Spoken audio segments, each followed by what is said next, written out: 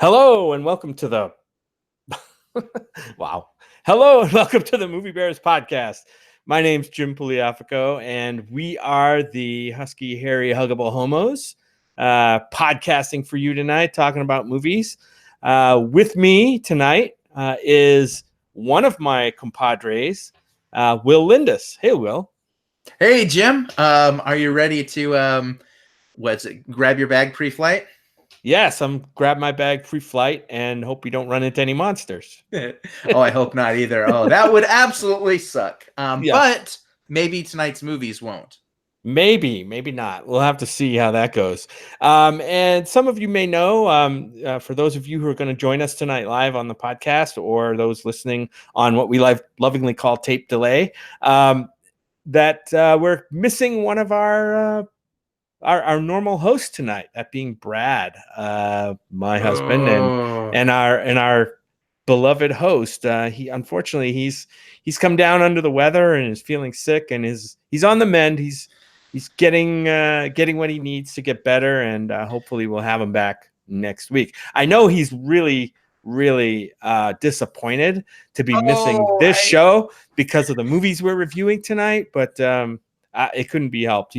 He's got a cold, and a bad cold and bronchitis. So I know this one absolutely hurts for Brad, because one, it's not like, it's sometimes you have to miss because of like a pre-planned trip or because of a work engagement or something like that. And you can sort of brace yourself for it. Like, I'm not going to be on next week's episode. Okay, cool. But I know these are both films that Brad was really excited to talk about, and he had something unexpected, falling under the weather. You can't do anything about it except for rest, have some chicken soup, and hopefully after we're done recording tonight, you'll give him like a foot rub or something just to sort of let him feel a little bit better.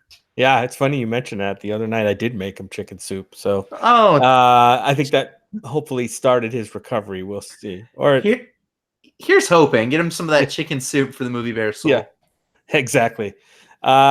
But yeah, we've got a couple of movies to talk about tonight. We're going to be talking about Godzilla, King of the Monsters, the latest kaiju movie that was out this week, just came out over the holiday weekend that we had last week.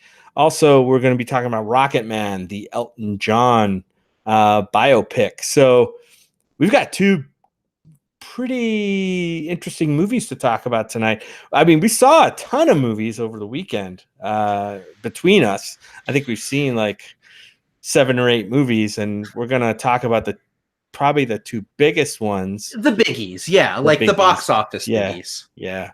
But yeah, it was a crazy weekend. So, and in terms of like, I think we went to see Godzilla on its opening night, which was Thursday, and we went to see Rocketman. I think we didn't see Rocketman till the end of the weekend. So we kind of bookended our movie experiences this weekend. That's a very book smart way of doing things. A very book smart way, yes. Book smart was somewhere in the middle. Book smart. Well, so Will, I don't know about you. Are you ready to launch into these movies? Yeah, I am. These are movies that carry a lot of weight with them, because these are both epic figures, whether it be from a big franchise or a larger than life personality. And so we're about to find out if the movies lived up to those legacies, and that's exciting for me. Like, that's the type of thing you can really sink your teeth into. Yep, and that's what we're gonna do. We're gonna sink our teeth, claws, our 3-headed teeth, whatever we're gonna do. Our electric breath. It's too bad we're not 3-headed tonight. We're only 2-headed. Yeah, well, well, we'll talk about that. The other head might, who knows? It might appear later. No, not on this show. No. I mean, that would be like, no. But I like where these references are going. I like the way you're pulling things. This is very good. This is very good, Jim. All right. So let's get into it. So here we go, everybody. We're going to talk about Godzilla, King of the Monsters, spoiler free first, and then we'll give you. We're going to talk about both movies spoiler free first, and then we're going to give you a little warning and then bust into a spoiler section where pretty much anything goes. And we'll talk about plot stuff that we wouldn't want to spoil for everybody, especially those who don't want to be spoiled. So with that said, here we go. Our review of Godzilla, King of the Monsters. I was trying to do that like that high pitched Godzilla does this like Godzilla. Okay. Yeah. He does that like I know you're gonna put the little sound drop there of him doing this but like Godzilla sounding. So I'm excited to hear that in the final version. Yeah, I should definitely put some. We'll put the trailer in, but we might want to put some extra sound drops in there because I'm particularly fond of course Godzilla's roar is so iconic, right? But I'm also particularly fond of King Ghidorah's little screechy thing that he does. So, but yeah, we'll get into that. So I guess I'll kick off the Godzilla King of the Monsters thing. Let's see. Where do I start with this one? I've been looking forward to this one probably as well. As far as the tentpole blockbuster kind of big movies of the summer, this is probably the one I was looking forward to the most. And for me, this one did not disappoint for me. So I love this movie. Of course, I love the original. I say original. I love the original 1954 movie from Toho, the original Japanese version. Of course, there was an American version too, but we talk about that, Raymond Burr and all that stuff. But when we talk original here, I'm going to talk back to 2014. Gareth Edwards directed a reboot of the Godzilla franchise for Legendary. I like that one too. And that one I think went over pretty well. I think that, there were some issues that we talked about. We reviewed that movie on the show. And we'll probably reference it more as we talk about Godzilla King of Monsters. This one, like that one, I wouldn't say isn't perfect by any means. They are definitely different movies in some ways, but I think they also share maybe some of the same problems, some of the same issues in a way. And we'll get into those as well. For this one, I really liked how, like many of the early Toho Godzilla movies, and we've seen them all at this point. I believe we've seen them all. There's like 30 something, 32, 33 of them. And we've kind of watched them all through from 1954 up through today. They try to weave, the best ones, I think, try to weave other themes into the plot of, monsters bashing each other or bashing cities or, terrorizing people. Themes like, global warming, man's destructive nature, terrorism, coping with loss, and making peace with your demons, that kind of stuff. And this movie had that too. And I was happy to see that. Now, it may not be a deep exploration of those themes, but I don't think the movie, I think that's maybe a different movie. I just like the fact that they were referenced here. They kind of were underlying the plot of the movie, and I like that. And, to be able, hopefully, to make some of the audience think about those things, that was great to see. For me, action-wise, this movie had way more action than the 2014 movie. Certainly more monster action. Of course, there's more monsters in this movie. That's not a spoiler. There's more than just Godzilla against one foe. You have Godzilla with many foes, many friends. It's kind of a monster free-for-all in this movie.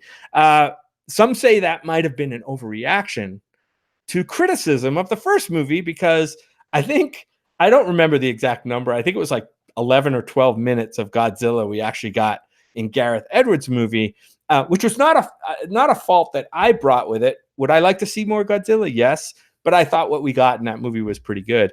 This movie was a real roller coaster ride for me, with the reveal of the monsters, the ebb and flow of the fights and attacks.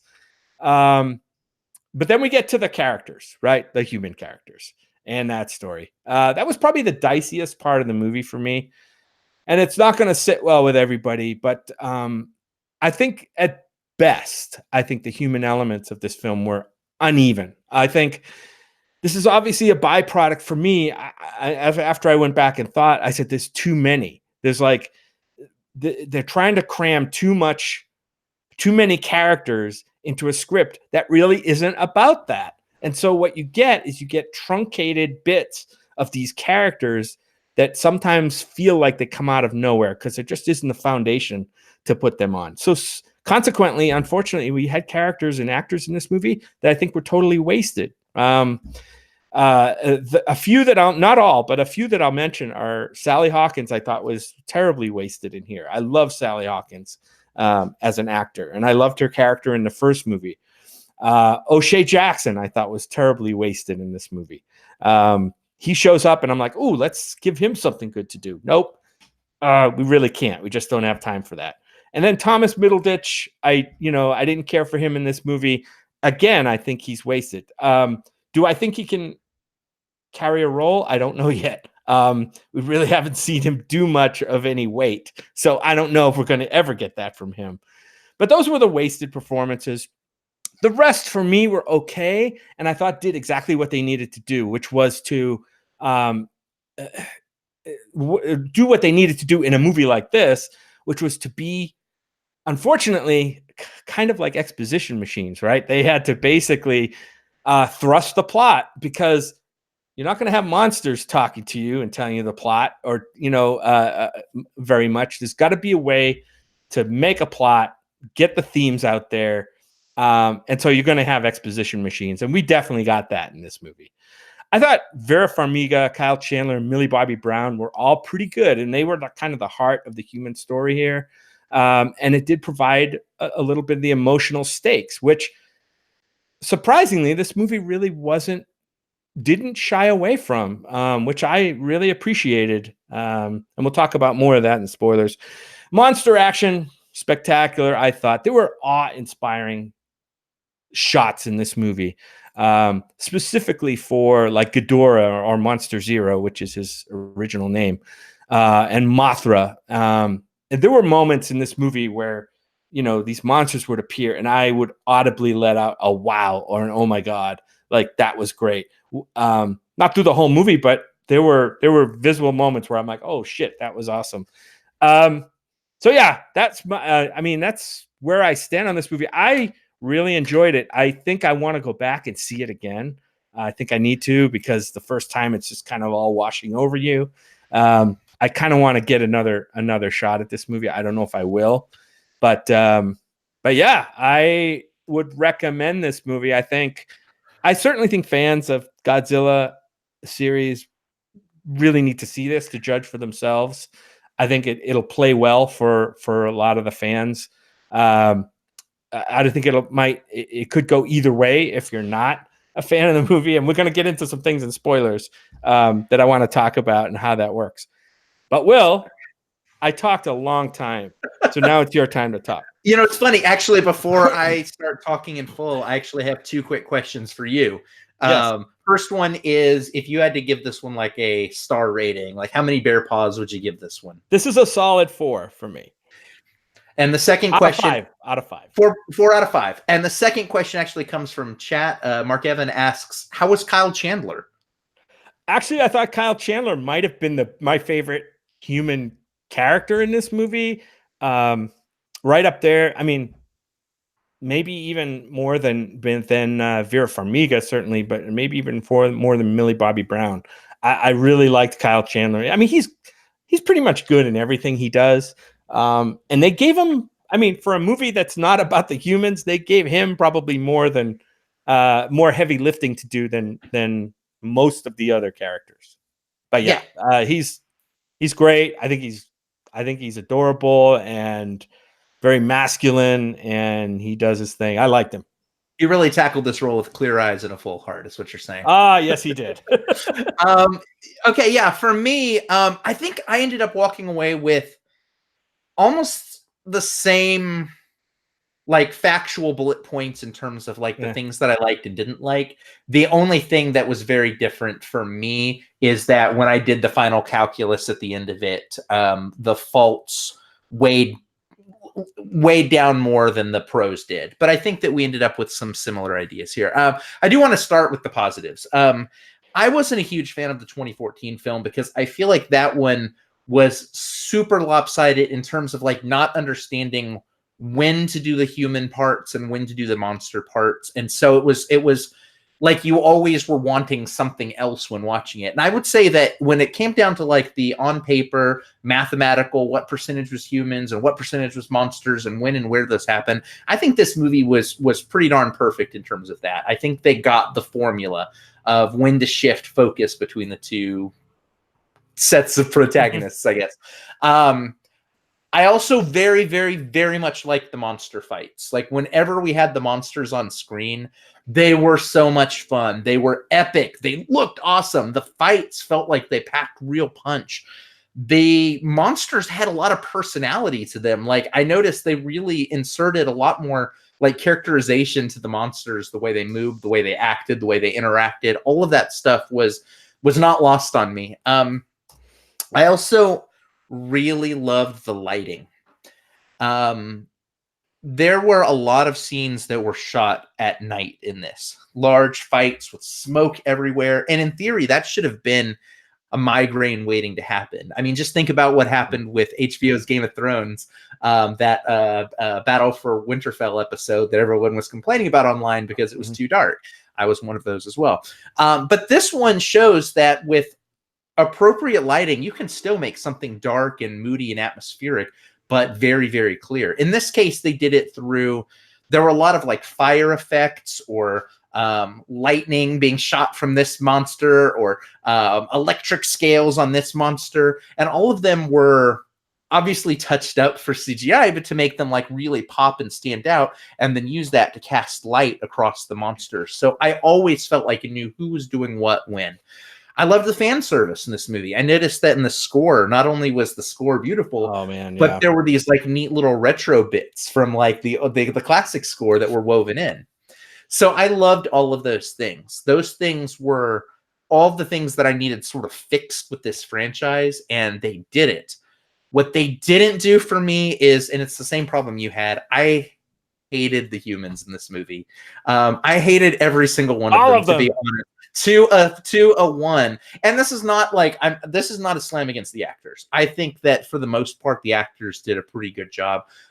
Especially Kyle Chandler, who he's not someone that I've ever like, you know, like I've never had a problem with Kyle Chandler, but he's also not the guy that's like drawn me to the box office ever. And I think that he had the most weight to carry, and I think he carried it the best. But I hated the dialogue. Every line these characters spoke, it wasn't just exposition-y, although that was part of it, but it was also clunky, and it was built around one-liners. It didn't feel how people talk. The motivations were terrible. Every single one of them was designed around how do I move people from point A to point B. None of them felt like they were embedded in characters. And this is problematic for me for two reasons. One, I already mentioned, like the monsters had really good personality and characterizations. Like they know how to write characters. In fact, they did so with like less dialogue there. But also, there is a lot of time that's spent on the humans. And I think, again, it's the right amount of time that's spent on them. I'm not going to fault that. But if you're going to spend that much time on them, I think you owe it to your audiences to put a little bit more work into the way those characters appear on screen. They shouldn't be just exposition devices. And I know that, you know, you can say that like, you know, the classic films have a lot of like cheesy human stuff and cheesy dialogue. And I agree that that's an element, but I don't think this film was trying to be cheesy. In fact, I think it was trying to be self-serious. And I think what didn't work was that it was so up its own ass with its message that it didn't remember to have fun with the human characters. I probably wanted it to be more cheesy. And it's not just this, it's the marketing too. The marketing was all about like these epic moments and these touching moments and things like that. This wasn't marketed as a cheesy movie. This isn't a Toho movie. This is a new American brand of Godzilla movies. And they're shooting for self-serious and lofty, and they failed at that part.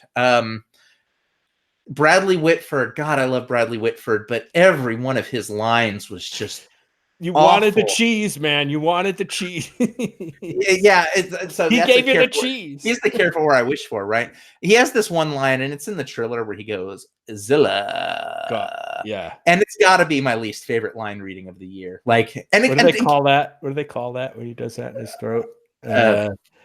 I forget, burn or whatever. I don't know. Oh yeah, vocal fry. Fry. Yeah, yeah, it's eardrum bleeding for me. It sucks because again, like he's in the trailer. Ghidorah had probably the most compelling personality, I think, in this movie. Like whenever Ghidorah did something, I was locked in. Like I want more of him on screen. There's like just with like the way the multiple heads are looking and doing stuff. Like it was super compelling. This was a movie that wanted to be about like the hard decisions about saving the planet and extreme solutions and all of this stuff.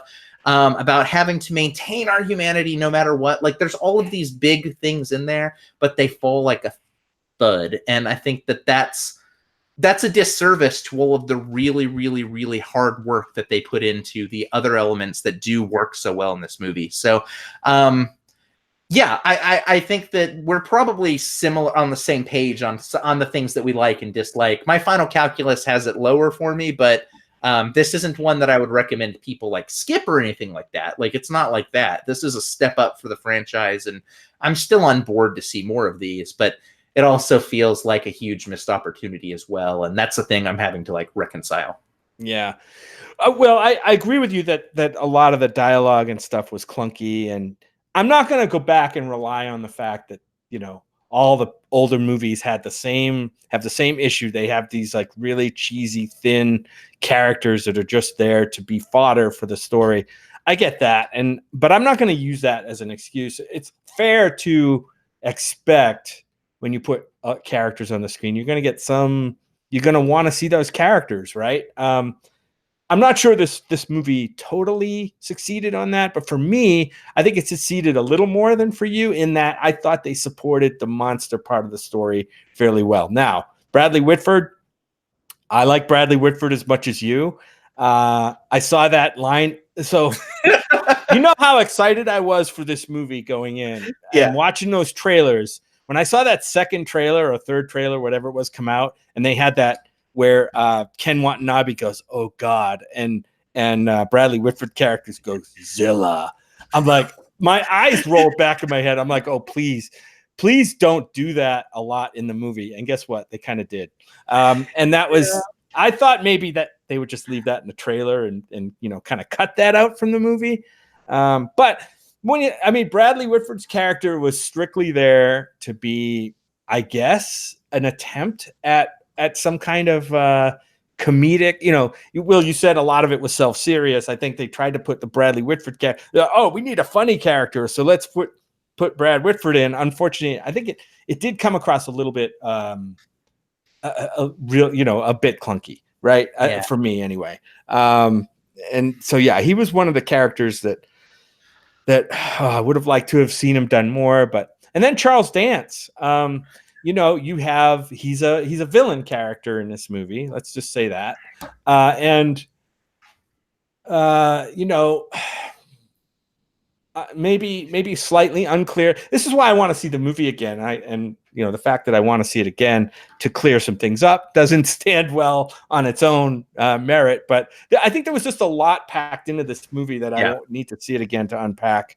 But you talked about the battle scene, you know, the lighting and the scenes, and yes, a lot of this is then done at night. A lot of it is done in what might be daylight, but it's so fucking like smoky, I guess. Smoke, destruction, and stuff like that. But that it looks kind of dark, and I know that's a knock, not just against this film, but against a lot of CGI films that we've seen that have this kind of action in it. On the other hand, I'm glad it didn't look like a gleaming Transformers movie, right? That would have been much worse. I actually felt like I felt the weight of some of these battles when Godzilla and Ghidorah were going at it, and Mothra. I felt that. So, I mean, these are Titans, and they felt like Titans on the screen to me. I can't knock it for the night scenes at all because they were so well lit and so clear. Like, I think a lot of times when I think of like a bad nighttime action film. I think that it's there to cover imperfections. Right. And who knows, maybe there was some of that was in the conscious deciding here or not. But for me, as an audience member, what I saw, the end product of it, was a really cool looking fight scene that was very clear and easy to follow, with fight geography that always made sense. Yeah. All of that is important for me, and all of that we got to see on screen. So I will not knock it at all for any of its CGI decisions or any of its kind of like when and where the monsters appeared and fought decisions. Because I thought those were all really well done.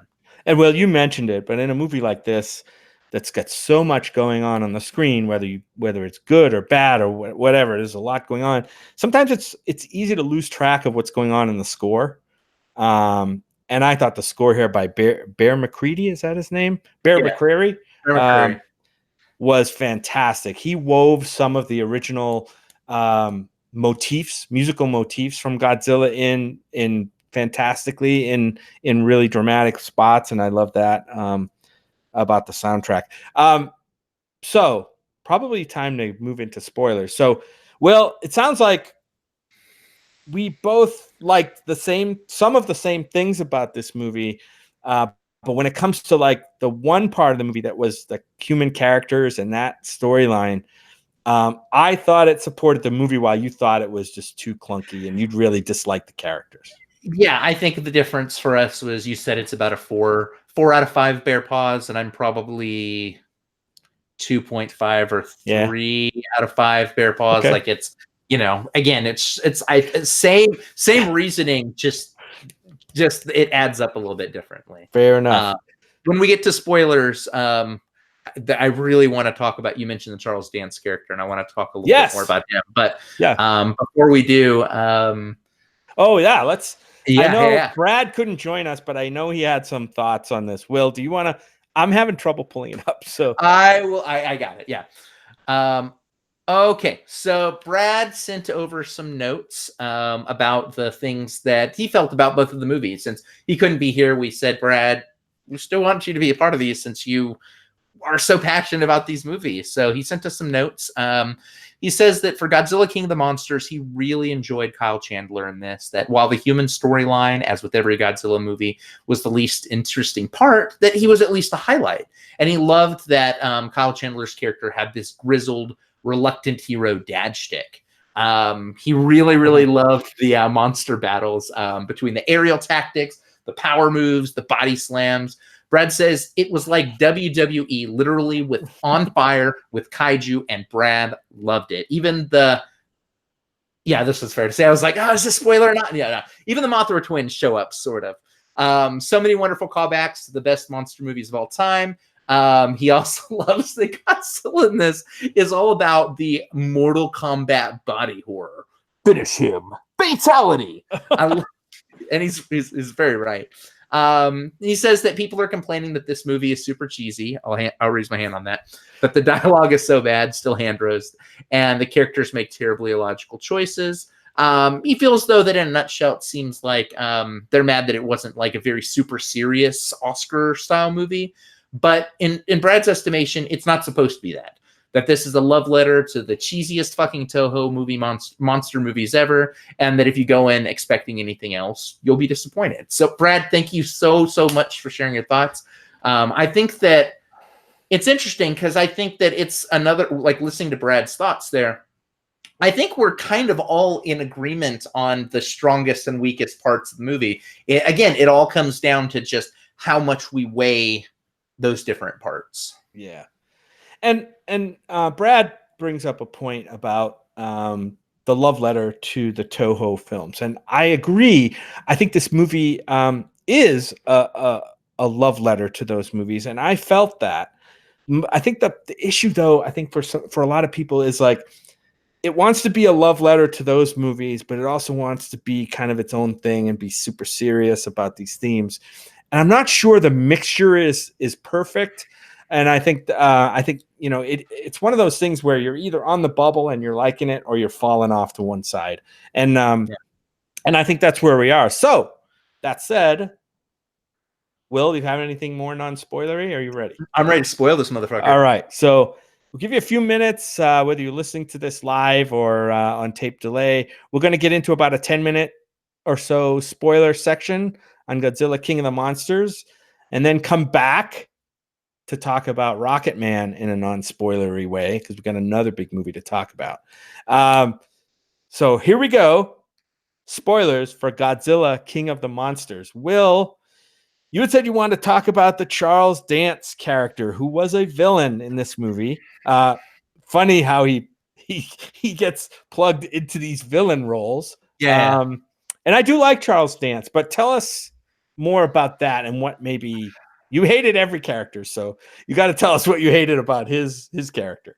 Yeah, I think that the Charles Dance character is a little bit, he's probably symptomatic of what I didn't like about the characters. Like when I try to think about them, like, the Vera Farmiga character, what didn't I like about her? Well, her motivations were a little choppy, but whatever. But I think the Charles Dance character is a little bit easier to nail down and talk about, because this is a film that, as you mentioned, very much diverts a lot of its focus over to these environmental themes, which are a part of Godzilla's legacy. He is the person that's protecting humankind.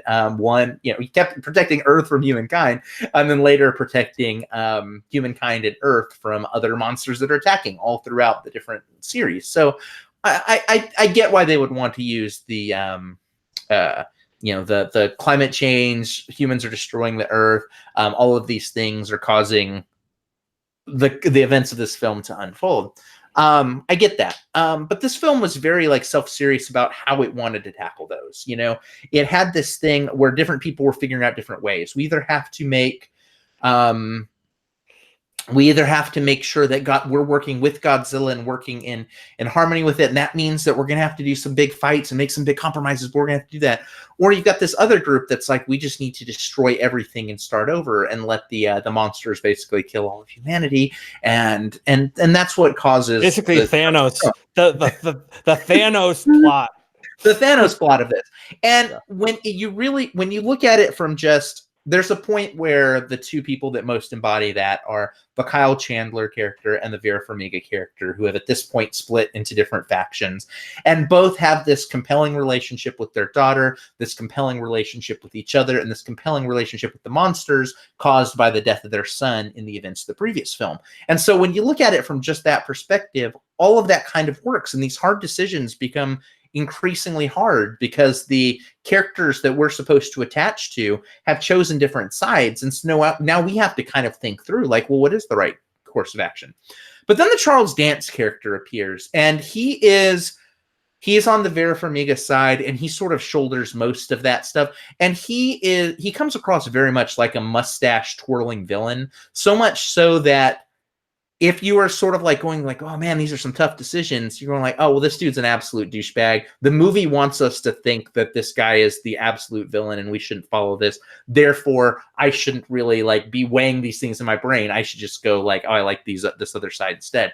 And again, that's not what, I don't feel like that's what the movie was going for, but I think in making its characterization sort of paper thin with especially that character, it does a lot of damage to what could have been a more thoughtful part of this movie. Again, if it was going for balls out cheesy, that would be one thing. But this movie tried to have its cake and eat it too. It tried to be wacky with things while also trying to be kind of rise above it, and that's when it sank itself.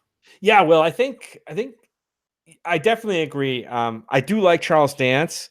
You probably again, this isn't a knock on him either. Yeah, no, I think it gets back to not the actor, but the there's just too many characters, number one, and each has their motivation. Some of them have more than one motivation, right?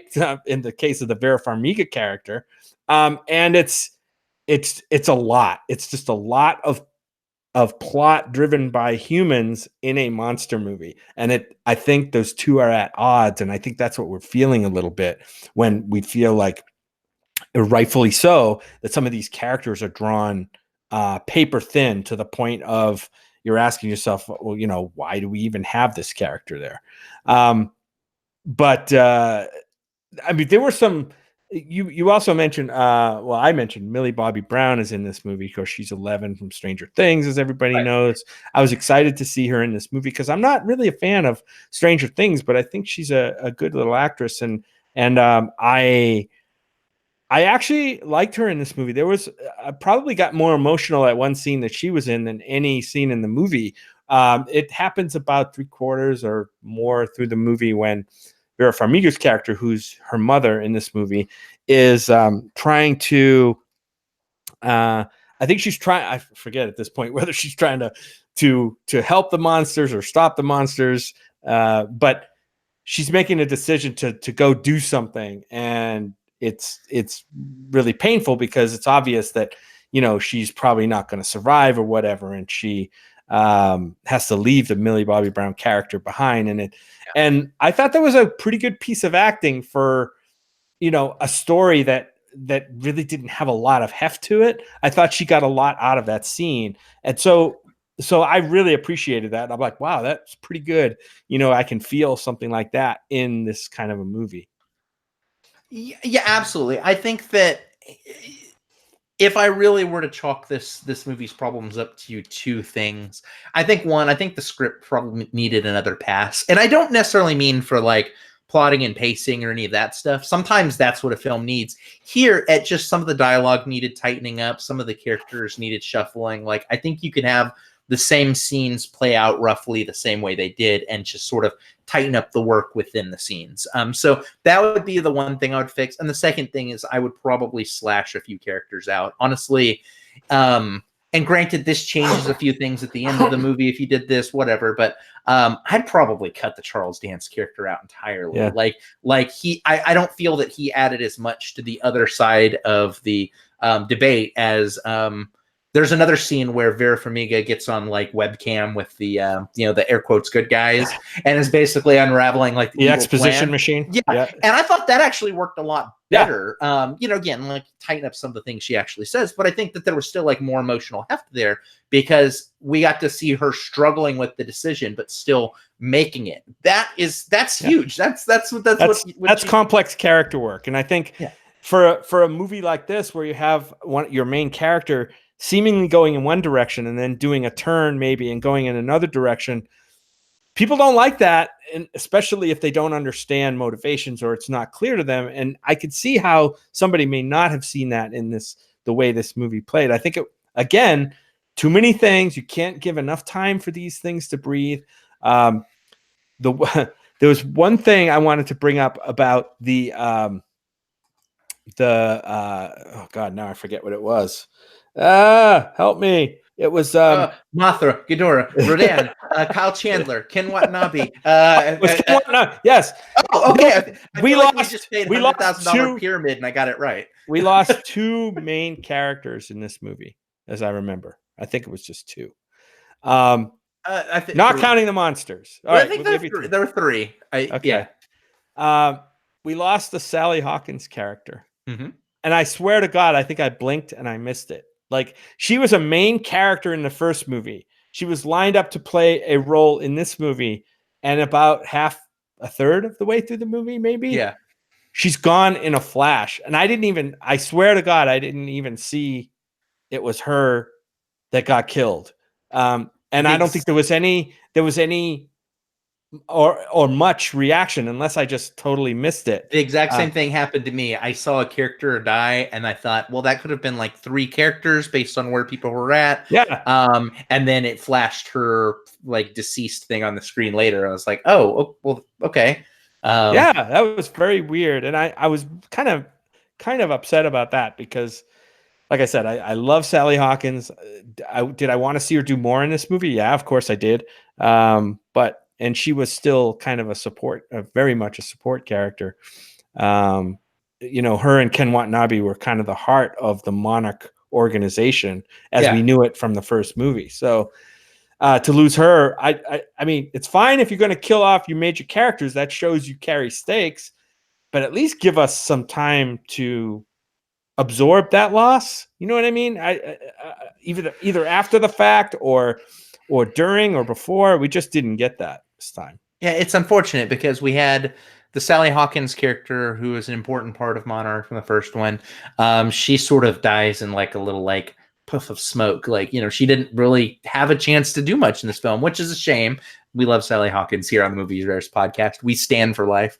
Ken Watanabe got to do the same thing that he did in the last one, which is just sort of be in the background and be wise and talk about Godzilla until he had his sacrifice, which was fine. But I think the third thing that really sucked about kind of how they handled like the Monarch characters is that even the characters that survived, I felt like this was almost like a character assassination for Monarch as an organization, because they seemed like inept and unable to handle just about every circumstance that came up. Like the only ones that were able to do stuff, it almost seemed like if Kyle Chandler wasn't there basically telling them what to do in every single like scene and every single moment, they would have all died multiple times. Yeah.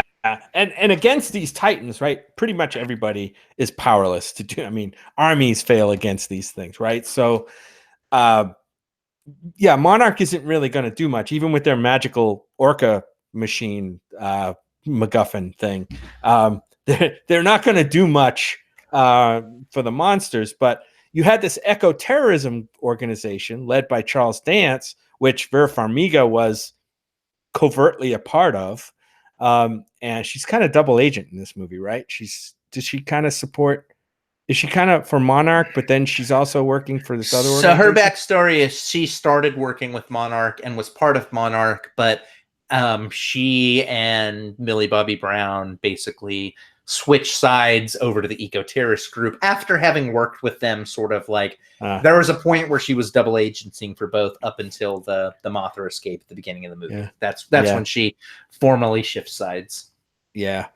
Yeah, so that's strange. Here we are talking about the humans again, when there's so much more to talk about with the monsters. But I thought the effects on Ghidorah were just astounding. Like you said, those three, like it's almost like too much to deal with, because you've got these three heads that are like three individual monsters on one body, and they're all like looking in different directions, and I don't know if your brain can kind of wrap around that when that's what you see on the screen. And that's why it felt so freaky to see that. It did. And I think that for me, Ghidorah was my favorite character in the movie. There was moments where the middle head would sort of like pick at the left head, and they never at any point say like, oh, this is Ghidorah. One of the things that we've read about him in this ancient scroll is that the middle head is the dominant one. Like they didn't have to like do their like, we have to exposit every single thing that happens in this movie thing with that. We got to see it just play out as the heads did things. We learned that about the characterization. This was a movie that wasn't great about show don't tell, but in that moment it nailed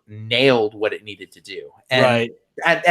And I have to praise that. Like it was so cool seeing that come to life on screen.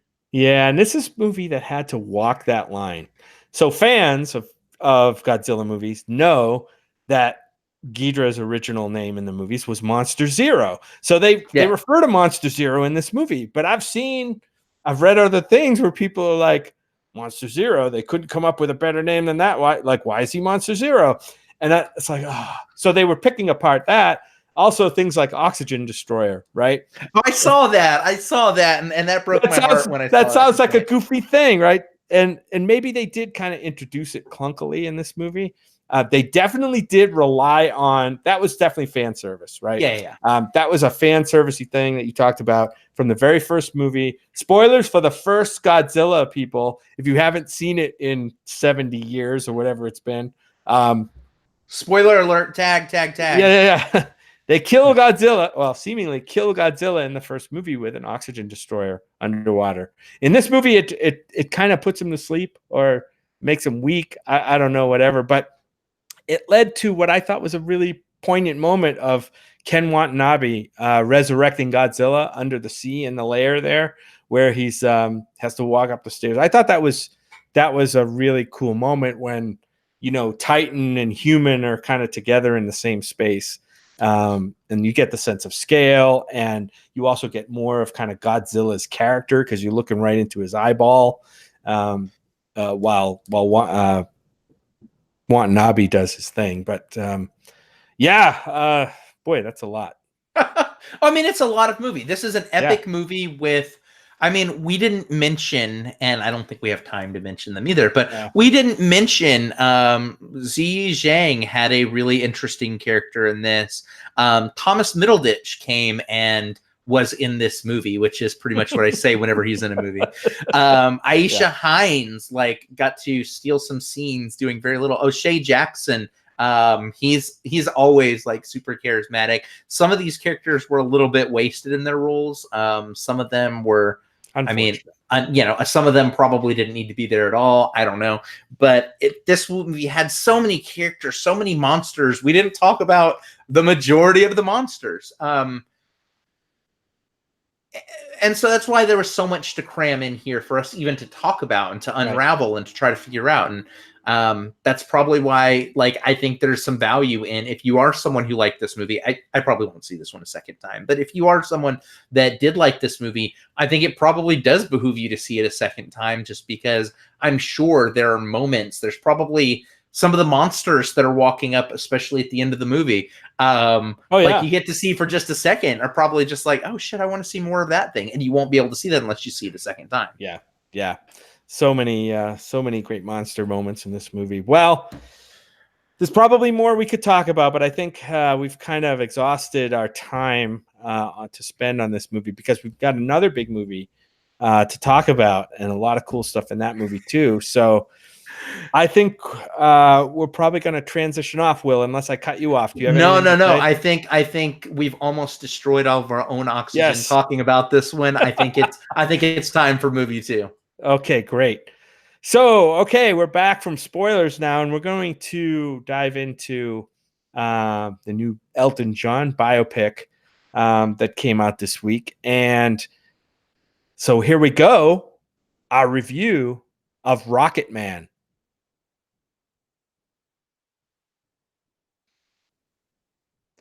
All right, Will, why don't you kick off Rocketman so that I can get back some of the oxygen that I destroyed in that last review? Okay, let me take a couple deep breaths. Yeah. All right, and I'm back. Rocketman. This is a musical biopic about Elton John, musician, rock star, pop culture icon, and diva Elton John. All about his life from his early years up till sort of a few turning point moments in his life later on. This is positioned as a jukebox style musical in that it plays the famous Elton John songs throughout. It doesn't introduce really any new music, but it introduces different interpretations of the different songs, either performed on screen by Taron Egerton, who is playing Elton John himself, or by any of the other supporting characters. I guess I'm going to lead by saying I absolutely loved this movie. This is... So Dexter Fletcher is the director of this, and he recently directed another movie. He was the guy that came in and did the cleanup work on Bohemian Rhapsody, which he took over for Bryan Singer. And Rocketman was exactly the type of movie that I needed Bohemian Rhapsody to be, and it was exactly the type of movie that Bohemian Rhapsody wasn't. I think there's this thing in biopics, especially musical biopics, to play things a very specific way, like the, you know, here's me looking back on everything, like the Dewey Cox Walk Hard story, playing through everything, cutting to a few parts of them in the studio singing a song, cutting to a couple live performances on stage. It's a thing that we've seen a bunch of times before, sometimes well, sometimes not.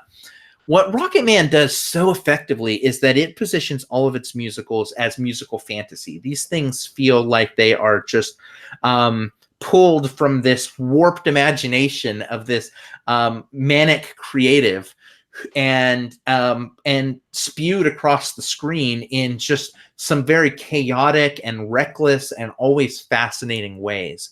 It's the most compelling way of watching those same musical bits play out. In fact, I had a friend talk to me and she said the exact same thing. Like, she appreciated so much that it wasn't just oh, now they're going to cut over to the studio and we're going to see Elton John performing this song. And then, oh, it's going to cut on stage and do that. Yeah, there was some of that, but there were songs incorporated in a lot of different other ways as well.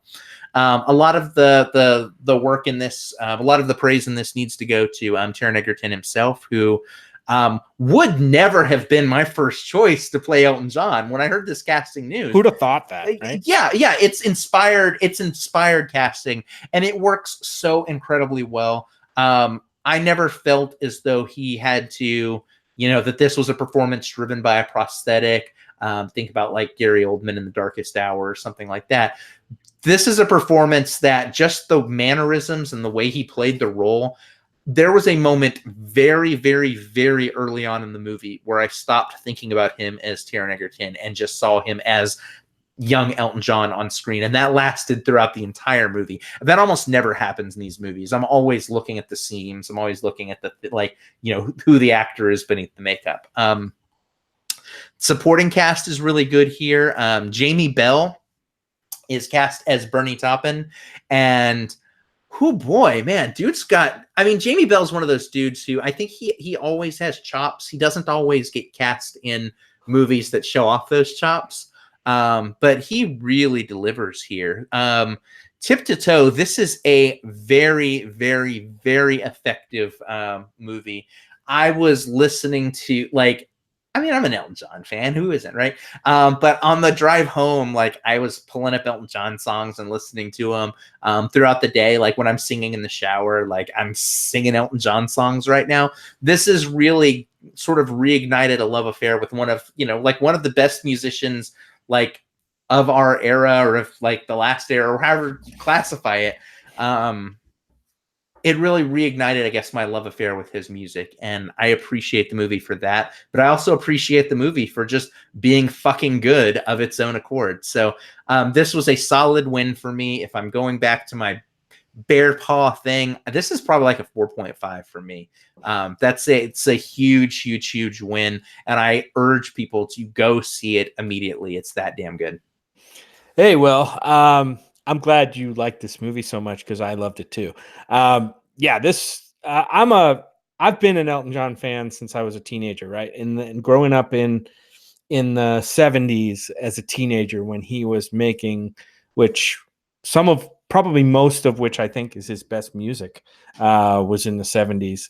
And I have a theory about musicians and how they peak and all that stuff, but that's beside the point. But yeah, I love the movie. When I go back and look at the cast here, you got Taron Egerton, of course, as Elton. You've got Jamie Bell as Bernie, who is very good in this movie, but he had the luxury of playing probably the purest character in this movie and the most likable character. So I think I don't know. I think it's kind of almost an unfair advantage when you're playing a very uncontroversial character who supports the main character through thick and thin. As Bernie Taupin. And for those of you who don't know or haven't seen the movie yet, and this is not a spoiler, I don't think, because this is what actually happened, is the way Elton John songs are written is Bernie Taupin basically writes poetry or lyrics for songs without any music. So he's just writing stanzas of lyrics and then hands them on a piece of paper to Elton. And Elton kind of reads through them, sees the music in his head, puts the music to it, and bam, you've got amazing music. And it's an astounding way, when you think about it, to create music. And I'm not a musician. We have friends that are musicians. I don't know if music is generally created like that. I would think not. I think they just had a very unique arrangement and something that worked. And I'm glad the movie showed how that works, because I think it's magic. And this movie is magic. And I liked this, like you said, this movie's different. It is a musical biopic, meaning it doesn't just have performances in it. It has musical set pieces that are fantastical and very imaginative stuff. And I thought that worked really well. Brad mentioned it to me earlier because he equated it to one of his favorite movies, musical movies that he's seen, called Across the Universe. Yeah. And I don't know if you'll get to reading his thing soon, but it was very reminiscent of that style. And I'm like, oh man, you got to go back and see if any of the filmmakers here were involved in Across the Universe. And I don't know if that's the case. I think I did a cursory check and I didn't see the connection, but you could tell it had the same DNA. Taron Egerton in this movie. I mean, if you look at the cast, it's got Bryce Dallas Howard in it, right? Who plays Elton's mom. Got Richard Madden in it from Game of Thrones. Robb Stark, who plays a character in here. But beyond that, you don't have. I mean, this is really on the shoulders of Taron Egerton. This movie rides on his shoulders. He's playing the main character. He's probably in every single shot of this movie, except for when Elton's a little boy and that there was another child actor playing that role. But I mean, this is an astounding performance. I walked out of that theater. I'm like, this guy, at least I know it's early in the year, but I think at this point he would have to be considered for a Best Actor nomination. Co-sign, sure. Yeah. The performances, I mean, he sang all the music. I think that's his voice singing most, if not all, of these songs. So that's incredible as well. But what I liked about it is it brought me back to that late teens in my 70s, opening up an 8-track tape of Goodbye Yellow Brick Road, because I don't know if you've had an 8-track before, but after you play them and play them and play them, they start to drag. So like the sound goes right. So you have to actually open them up, unwind the tape, you had to have like 2 turntables, spool it onto one, and then re-spool it onto the other, splice it together, and you're good to go for another another several months before it goes. And I would do that for a lot of Elton's albums: Goodbye Yellow Brick Road, Caribou, Rock of the Westies. I mean, so I loved a lot of the songs that they picked for this movie to be in this movie. It's great stuff. We could talk more in spoilers, but I'm pretty sure Brad liked this movie as well. Will, do you have his review pulled up? I do, and well, I'm getting ready to pull it up. While I do that, I did want to share. We were talking about a little bit in chat about Jamie Bell. Mark Evans was asking, like, well, what movies he'd been in, and one of the things that was most interesting to me in terms of like the trivia for this movie is Jamie Bell was in Billy Elliot, which was a movie that came out in 2000. It was written by Lee Hall, who is the script writer for Rocketman. Billy Elliot also, Elton John and Lee Hall then wrote the musical adaptation of Billy Elliot together. And so what's interesting about that for me is these were a lot of characters who, this was definitely a movie that allowed you to see Elton John, like kind of warts and all. Like, he's not flattering at every point in this movie. He signed off on being allowed to do some of those negative things. And and worked with a writer who knew how to work with him, worked with some actors who had worked with the writer. Like, I think that's where this movie really sang. It wasn't, pun intended, this wasn't just like, let's throw a bunch of talented people in there because of their names. Let's find the right chemistry to make this movie something very, very special. And this is, it goes back to that sort of difference between this and Bohemian Rhapsody. Bohemian Rhapsody, one of the scriptwriters on that worked on The Darkest Hour, which I'd mentioned, which is a very, heavy, like, let's play it through biopic. Whereas this is Lee Hall is the guy that did Billy Elliot, and he did the Victorian Abdul, which is a much lighter version of a thing that happened. Like, he's a guy that knows how to write about historical events while also still injecting life into them. And that has given me enough time to get all of Brad's information up here in front of me. Yes. I know how to filibuster. Brad says that, okay, he has Elton John PTSD. He loves Elton John's music, but he had this college roommate who would listen to Elton John 24/7 without headphones, and sort of as a result, he feels that nowadays he can only really take Elton John in small doses. And I get that. Overexposure is totally a thing that happens.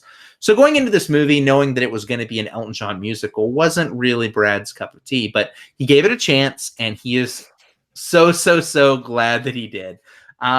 he actually brings back a point that you had mentioned, I want to say on the last week's episode, about how Brad's real test about whether the soundtrack, whether the movie worked, is if he buys the soundtrack.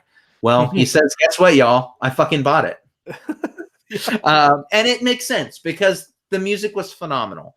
Taron's performance was majestic, and Brad was brought to tears many times throughout the film. You'd mentioned it before. He saw this movie as the love child of Across the Universe and an Elton John powered jukebox musical. He feels that the choice to make Rocketman a fantasy-fueled biopic was exactly the right one to make here. Probably more so than me. He enjoyed Bohemian Rhapsody, but feels that Rocketman blew it out of the water, is going to forever be the best of its ilk for him. He also has this anecdote, which he particularly liked the song Don't Go Breaking My Heart being here. Because it reminds him of one of his favorite memories. It was a few years back in Palm Springs. He and Jason, who is Chris Lopez, the voice of the Movie Bears podcast, his husband, and Brad and Jason are hanging out at the pool, and they just started spontaneously singing that song with one another. And he says that it was probably the most fun that he's ever had with an Elton John song ever. And of course, the fact that he was with a very attractive man drinking fruity drinks in the pool didn't hurt at all either. So probably naked or half naked too. He did not put that, Jim. I'm gonna go on the record and say that, Jim, that was 100% edited into the script by you just now, and I disavow myself of any knowledge of that line. But Brad does say, "Thanks for the bit of nostalgia, Rocketman," and I think that's such a huge point here. Brad says, hashtag full naked. Yeah. Okay, so Brad confirms. He's in chat with us right now. For those listening later. But I think that point about nostalgia is so good. Like, they were very wise with the songs that they chose here. I mean, this is a jukebox musical, and Elton John has had, you could probably easily count 20 or 30 of his songs that are just amazing. More so than would fit in this movie. But not all of those songs are like chart climbers. Some of them were just the B-side on the album that just so happened to be, just happened to be great songs. And they were very wise to choose the more notable songs, like the ones that are like if you were to make a best of Elton John like soundtrack and sell it, there probably is a best of Elton John CD right now on a Walmart rack or something like that has exactly these songs on it. They chose the songs effectively because they're the ones that you remember. They're the ones that you equate with Elton John. They're the ones you can think about the time that you and your friends probably drunkenly sang Tiny Dancer because either you love the song or because you're recreating that scene from Almost Famous.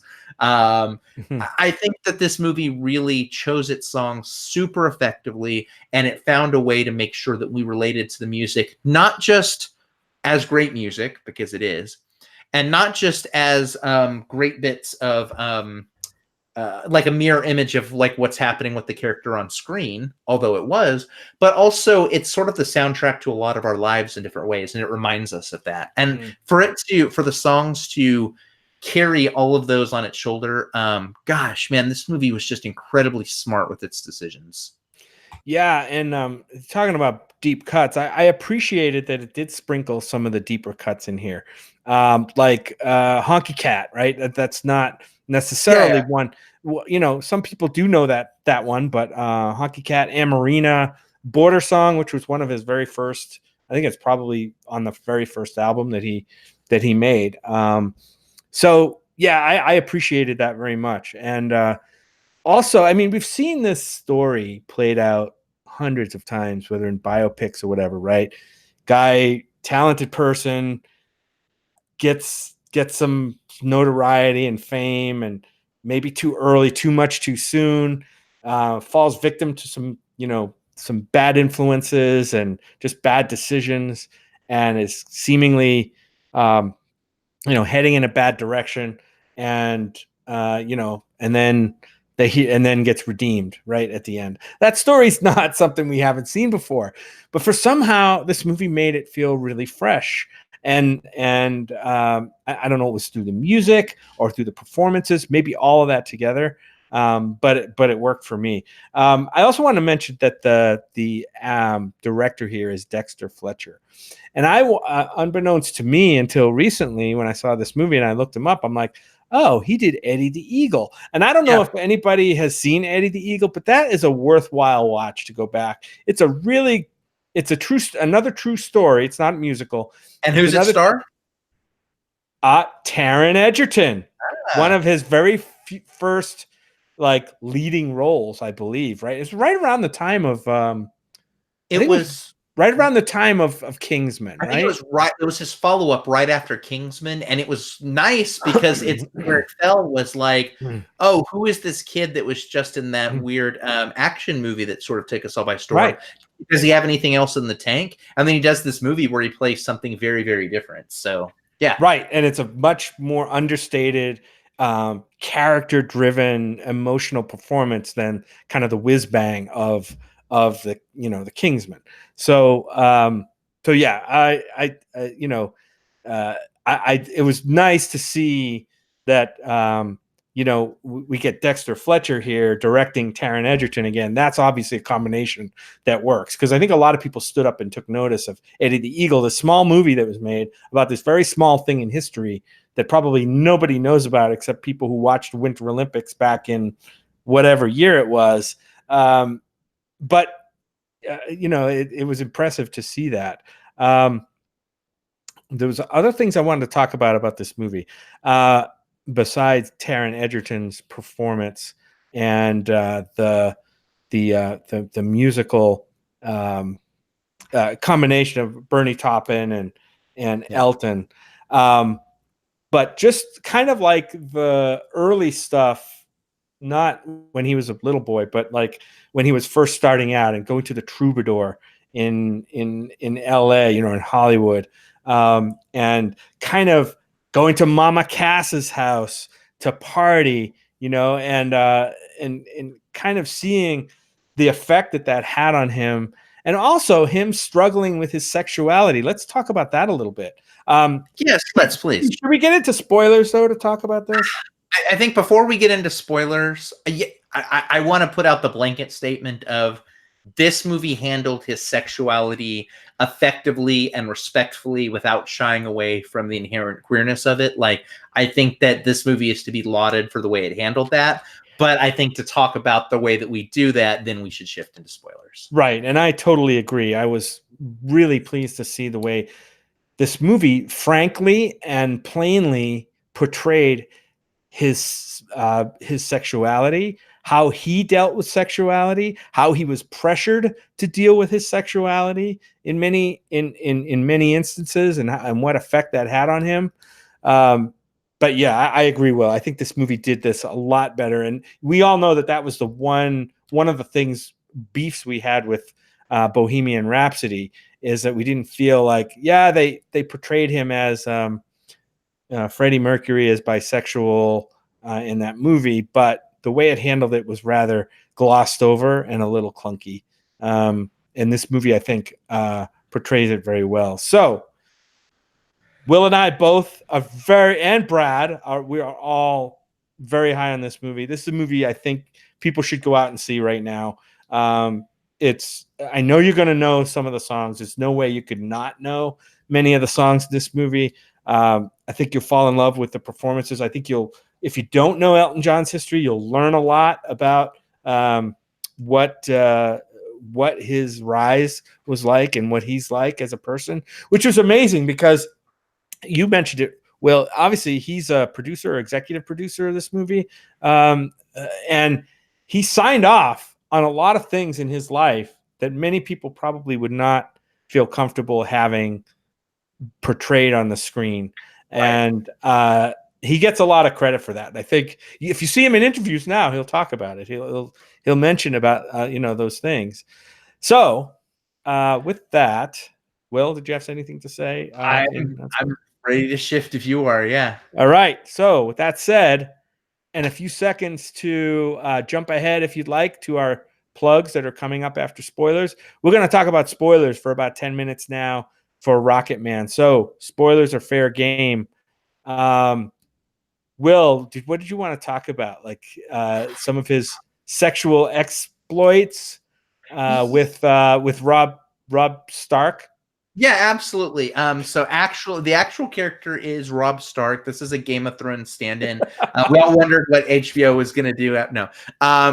So one of the things that I appreciated so much about this movie is it never desexualized Elton John. I think that happens a lot with, I mean, honestly, it happens a lot with gay biopics, is that it just makes that a footnote. I mean, even movies that I enjoyed in other ways, like The Imitation Game, really shied away from like, well, let's not really do a lot of the homosexuality stuff. Let's just sprinkle in the bare minimum that we have to. And this one put it in as much as is needed. There's a relationship that he builds with John Reed, who's played by Richard Madden, Rob Stark's character, the guy that plays Rob Stark. And when the relationship with John Reed blossoms on screen, it's through a pretty spicy sex scene. And then it's through several scenes that show infatuation and love and control and distrust and the pain that comes when that falls apart. All things that are legitimate parts of relationships, toxic or non, but it's never presented as though the part of it that is sordid or fallible is the homosexual parts of it. If anything, those parts are celebrated when they're done correctly. Elton John is in a later in the movie is in like a support group setting, and he just loudly announces, by the way, I'm gay. And it's just like he exclaims that exclamation mark in the movie, and it's not done with like scandal or shy. It's just like it's a part of who he is. The parts of the relationship that are toxic are the things that come from the guy's control over his career and the things that he's doing with his life. And those are separated away from the sexuality. And I think that was incredibly well done. They could have made this like a cautionary tale against homosexuality if they really wanted, but they didn't. That wasn't the story that they were telling. And that's unfortunately the story that too many of these biopics tell. So I love that we got to see a steamy sex scene. I love that we got to see tender moments. I love that we got to see a relationship in all of its different aspects play out on screen. How did you feel about him, Jim? Yeah, I thought it was great, and it was dealt with very frankly, which I appreciated. Also, we found out that Rob Stark is kind of hairy, and that's hot.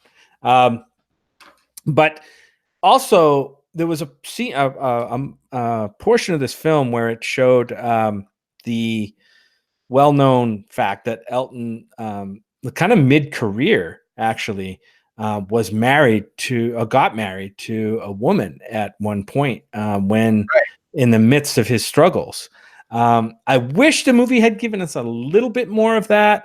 It basically it all happened within like 6 minutes where, bang, he gets a smash cut to a wedding scene, then bang, smash cut to him at like a breakfast table, and their marriage seems like it's over.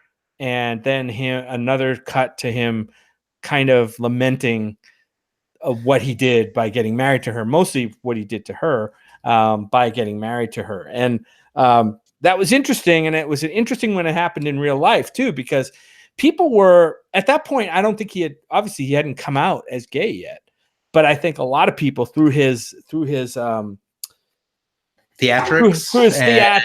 and and everything, maybe back then, of course, we're probably thinking, oh, he's gay and all those other bad words that they used in the movie to attack him, right?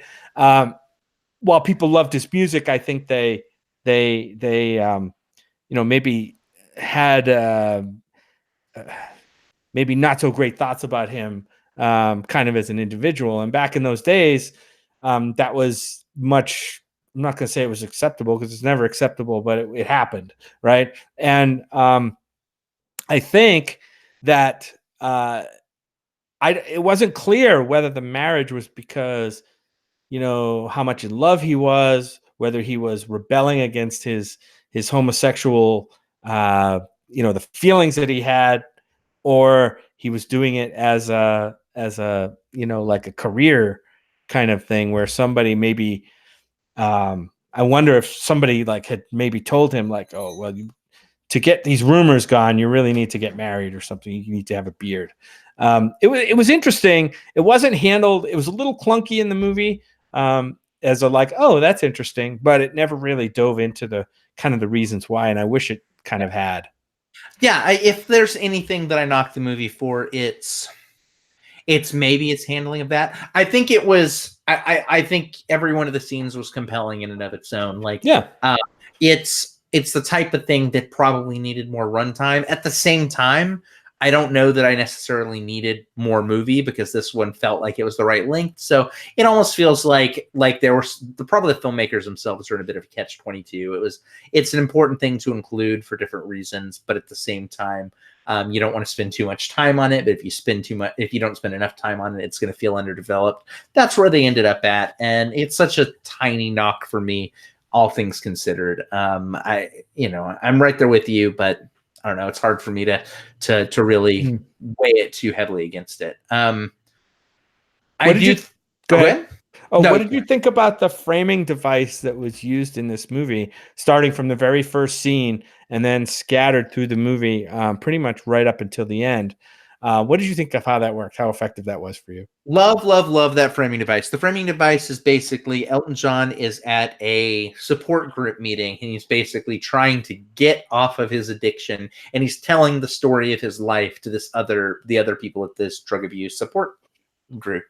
And what's nice about it is that it allowed us to get to. So there's some scenes of narration that have to happen at any sort of like stage play.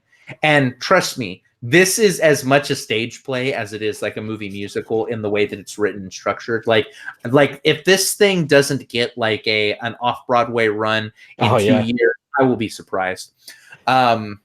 But there are moments where you have to kind of break up some scenes by having like the narrator step to the front of the stage, single spotlight on them, and say, that was about the time I realized that this happened. So for the next 4 years, basically transitioning while the stage is being set behind you and while you're moving from time period to time period, you need to have a chance to talk, reflect on what they learned, and project forward into what you're about to learn. You get to see all of those in these scenes. They let you, it lets you always feel the passage of time comfortably. I always knew that whenever it cut to one of those scenes and then it cut back, like some time had passed. Maybe it was a couple weeks, maybe it was a few months, but I knew that it wasn't just sort of scene sandwiched against scene sandwiched against scene, and I was forced to sort of like deduce where it fell in the timeline.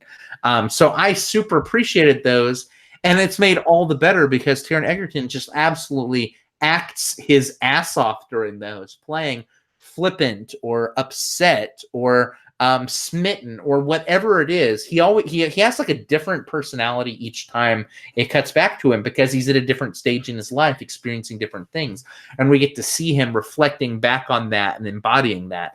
Such a smart decision, and I think this movie would have been a way lesser film if it didn't have that framing device. Yeah, I thought it worked really well too, and they kept coming back to it at certain key points in the movie, and it created one of the most emotional scenes in the movie where Elton John at some point is totally stripped bare and he's just letting it out, like he's coming to grips with what he has become at the worst moment in his life, and that was a tough scene to watch, pulled off really well by Taron, I thought.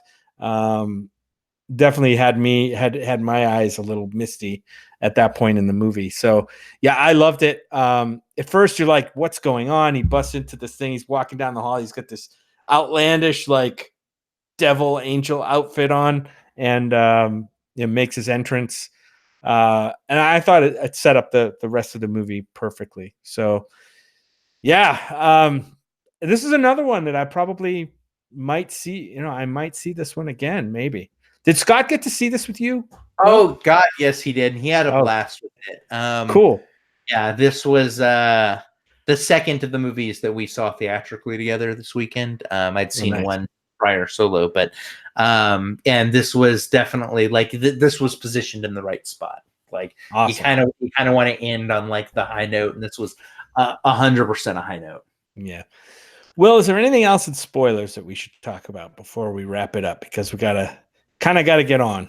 Yeah, I don't think there is, because I mean, realistically, this is a movie about Elton John's life, and the actual like what happened, when, and where is mostly public domain stuff. Like these are things that you know from tabloids or you know from the songs themselves. So nothing new to spoil. Just to sort of echo something that that we'd all been saying. Like this is a solid movie. This is a really solid movie. I know Brad, we'd read off his prepared statement before, but like one of the things that he didn't specifically say for us to say, but I'd seen him say on his own Facebook page, I think this is his favorite film of the year so far, and like number one with a bullet for Brad. And for me, I don't know if it's 100% there, but it's in contention. Mm-hmm. And so that is, and Jim, it sounds like it's up there really high for you as well. So yeah, definitely. That is huge amount of praise from the three of us. This is a movie that we're all very passionate about for different reasons, but we all ended up walking away with it going just like, yeah, if I were to do my top 10 of the list of the year right now, I would be very hard pressed to not find a high spot on that list for it as of right now.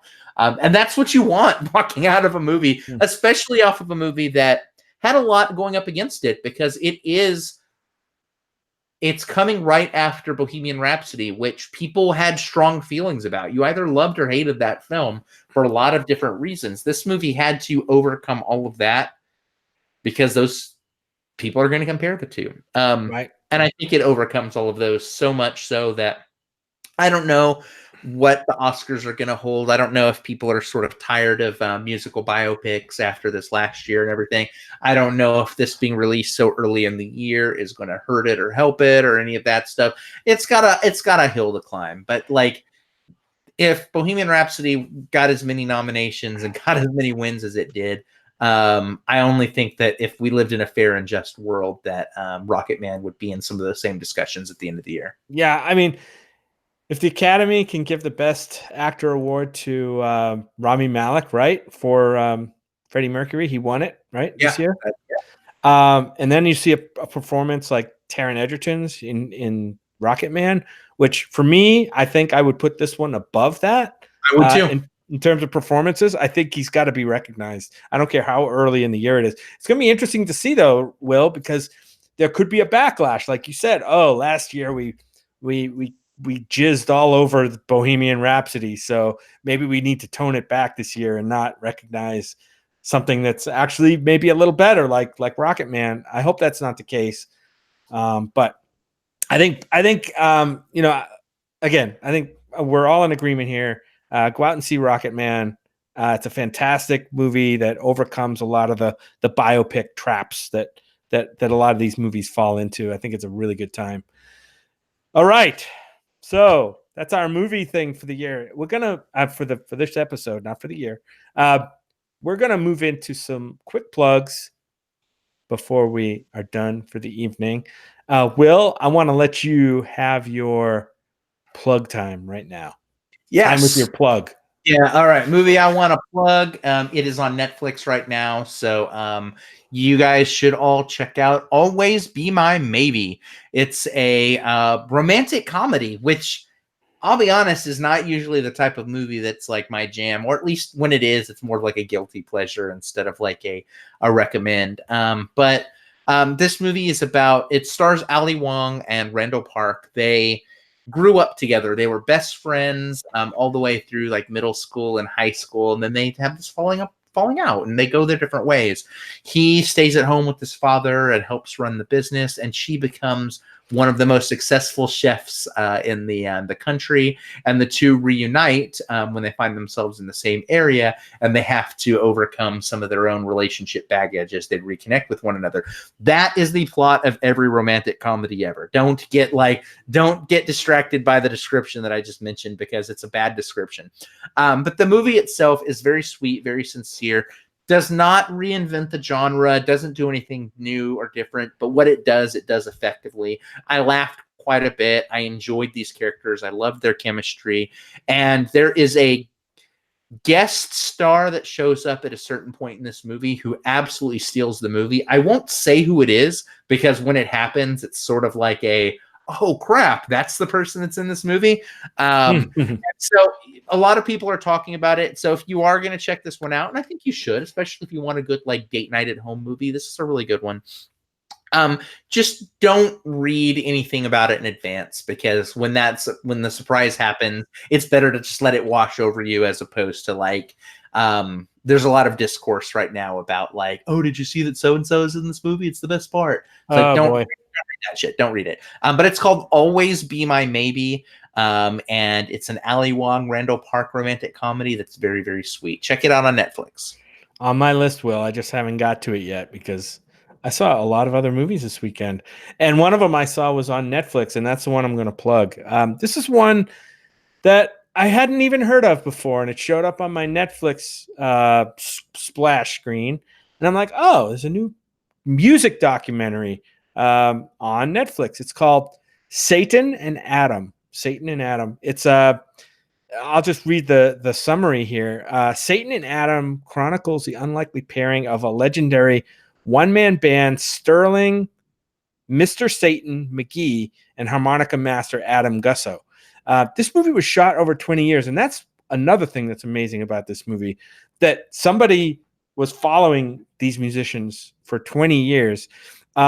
This isn't just a great music documentary about a duo, a blues duo that you never heard of before that makes great blues music. So if you like music, you've got to see this. This McGee is an African-American musician who kind of fell out of the, fell out of the music industry and became a street musician, playing blues on the street, one-man band. And then Mr. Gusso is this white guy who comes along, sees him in the street, and says, "Hey, I can play some harmonica. Do you mind if I join in?" And they become this amazing blues duo. So this isn't about creating music together. It's also about friendship, a deep friendship that forms. It's also about overcoming racial issues, right, that are involved with these people. A white guy playing blues with African American on the streets of Harlem in the 1980s. It's a pretty amazing film. I loved it. It's called Satan and Adam. It's on Netflix right now if you got an account. It's only an hour and 20 minutes long. Not a moment wasted. You got to catch it. Sounds great. Like that sounds like when I think about the type of movie that, like, what did Jim watch this weekend? Like that's what I imagine you watching like every weekend. Like that feels like it's definitely like your bread and butter. And I'm glad that not only found one that was up your alley, but also like that you enjoyed so much that it sounds like it's like a good representation of a film genre that you like. So yeah, that's so. And I do like the blues. That got me in here. But like I said, it's a blues is only about 15% of what this movie's really about. So check it out, Satan and Adam. That's it for plugs, I guess, this week. So we've got a jam-packed show. We just covered two big movies that we talked a lot about. Some great plugs. It's probably time to sign off. Probably talk about next week a little bit. I think next week we're going to have the Dark Phoenix, right? Is that what it's called? X-Men Dark Phoenix? What is it? What's the name of this movie? It's the new X-Men movie, Dark Phoenix. It's the final film of the Fox X-Men franchise that's been going on since 2000. Talking about big movies. Here's one that also has some big shoes to fill. We talked about Robb Stark earlier. This is about Sansa Stark, his sister, blowing shit up with her eyes or whatever the hell she does, and causing a lot of problems, as Sansa sometimes does. But so we're going to be doing the Dark Phoenix. I don't know what else we're going to do. Probably some movie news, because we haven't done movie news in quite a while. So super excited for that. We'll get into some of that. So Will, before we sign off, tell people where they can find you. Absolutely. So yes, please follow me on social media. You can find me On Facebook, just look for William Lindis. You can find me on both Twitter and Instagram at Whatever Cove. Look for me on Letterboxd, which is a site for reviewing movies. Just search for William Lindis and follow me there on each of these. Send me a message, follow me, I'll follow you back. Very good. And you can find me on Twitter at JJP Out West. It's all one word, at JJP Out West, my initials. And then also find me on Facebook under Jim Pugliafico, my name. And I think that's pretty much it for this week. I know Brad wishes that he was here and he says hi to everybody, but it's time to sign off. We'll see you later. We'll see you next week. Hope you join us. Take care, everybody. Bye. Bye.